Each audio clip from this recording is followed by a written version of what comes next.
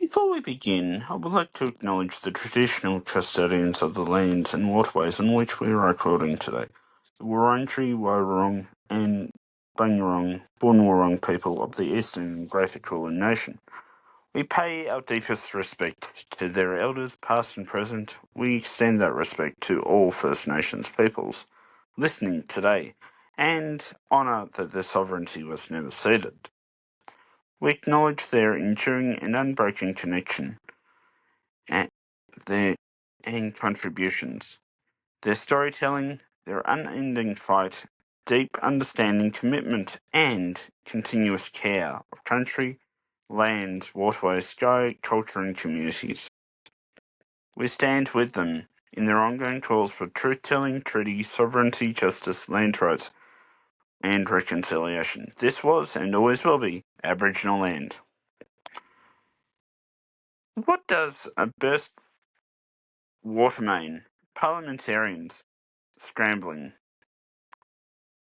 to have a desk, fountain that was almost topped with crocodiles, and a pile of uncollected human and animal waste, all have in common? Well, they're part of the wild, messy, and yet brilliant story of Naarm-Melbourne's most iconic place, the Royal Exhibition Building and Carlton Gardens. So, before we dive in, please don't forget to like, share, comment, and subscribe right here on YouTube. Follow us over on Podbean and get across all of our socials for even more deep dives just like this one. Now, quick heads up, today's episode contains references to human and animal waste, early sanitation conditions, and historical hygiene issues that some listeners and viewers may find unpleasant. So, if you're not in the right frame of mind, completely understand, and of course your well-being comes first. So please either consider to pause, skip, or choose from one of our lighter episodes. But yet, if you do choose to go with this episode, as always, please remember to listen and watch with care. Welcome to Down the Yarra, the podcast that takes you on a deep dive into the heart and soul of Naarm-Melbourne and South Central Victoria. Whether you're a local or just curious, this podcast is for you. I'm your host, Andy, and today we're taking you on a journey around one of marvellous Melbourne's famous landmarks and grounds, the Royal Exhibition Building and Carlton Gardens. The Royal Exhibition Building is one of the great surviving monuments of the Victorian era. Built for the 1880 Melbourne International Exhibition, aka the World Fair, and later the 1888 Centennial Exhibition, designed by Joseph Reed, an architect. The architecture of this building combines three styles: the Byzantine, Romanesque, Italian, Renaissance, and Second Empire styles, into one of this enormous, confident statement of how Naarm-Melbourne thought who it was, great metropolis of the Southern Hemisphere. Its companion, the Carlton Gardens, was laid out in classical Victorian pleasure garden style, with symmetry avenues, carefully composed flower beds, European plantings, sweeping lawns, and spectacular geometric layouts that still guide visitors today. But yet underneath the grandeur lurks chaos. So between the years of 1879 and 1901, the Victorian Parliament left its usual home on Spring Street to make room for something slightly a bit larger, the World Exhibitions. During construction and events, The State Parliament was temporarily housed in the Royal Exhibition Building.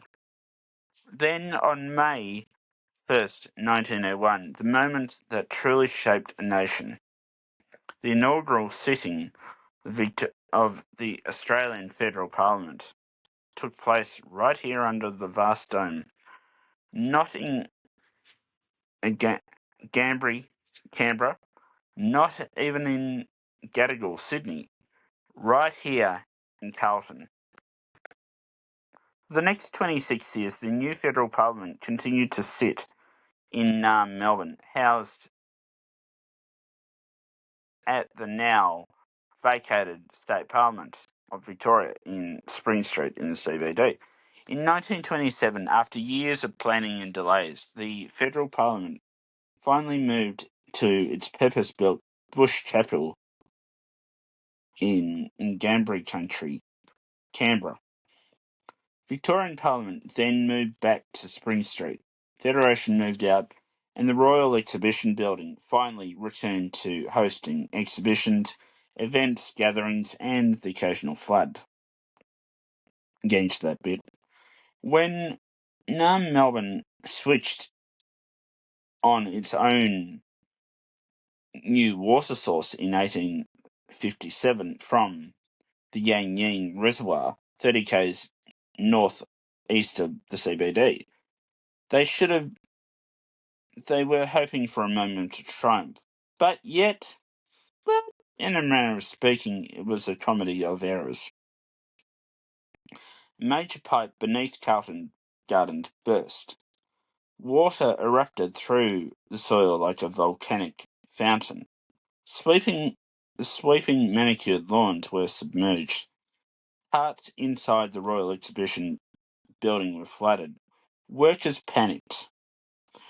Naarm-Melbourne's proud new water system had not only christened the gardens, but laid out an impromptu lake as well. If you would like to know more, check out our Season 3 episode on Yan Yean on Podbean for the full saga. The Hochgurtel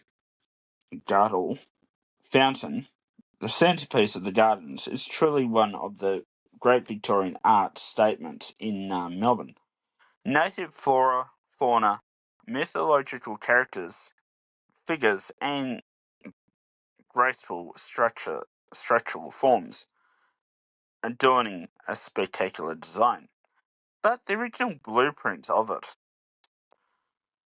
that was something else entirely. The top of the tier was supposed to be crowned with giant stone crocodiles, majestic, menacing, and well, let's just say, to be honest, a little bit unhinged at the same time. Imagine the grandeur of the 1880 exhibition, and above it all, 4 crocodiles watching over the crowd. If you want to deep dive into the story, please check out Sir Tony Robinson's dive into these early designs in Timeworks Carlton on YouTube. It's well worth a watch. Well, it's the part of history that we pretend it didn't happen. Before the modern sewage system were constructed in the late 1800s, Carlton Gardens functionally was the worst way possible. Visitors in the early morning would find themselves surrounded by piles of horse dung, scatterings of chamber pot contents, litter from overnight stallholders, and the signature Naarm-Melbourne stench that once defined the city. Night watchmen did their best, truly, but yet sanitary perfection was not quite a phase anyone would associate with Carlton at that time. The more on the long-lost jobs of Melbourne and the stench that define the city, please go and check out both of the episodes on season 3, the long-lost jobs of Melbourne and Melbourne, both on Podbean. Today, the Royal Exhibition Building is one of only 2 World Heritage listed buildings in Australia, the other being the Opera House in Gadigal Country, Sydney, on the harbour. The exhibition building is used for exhibitions, obviously, exam halls, massive conventions, community events, cultural festivals, and of course thousands of weddings and graduation photos. Carlton Gardens, one of the most beautiful urban oases in Naarm-Melbourne for joggers and families alike. From students sketching the dome and historians wandering through the grand avenues. Recent restoration works have revitalised the building, returning its colours, dome and the interiors back to 19th century beauty, while keeping it functionally for the 21st century. With Naarm-Melbourne booming, the exhibition precinct is becoming more central to cultural life. Further discussions include heritage conservation, sustainable garden management, better integration with Melbourne Museum and IMAX, improving pedestrian flow and garden protection, and further restoration projects. This corner of Carlton is becoming not just a heritage precinct, but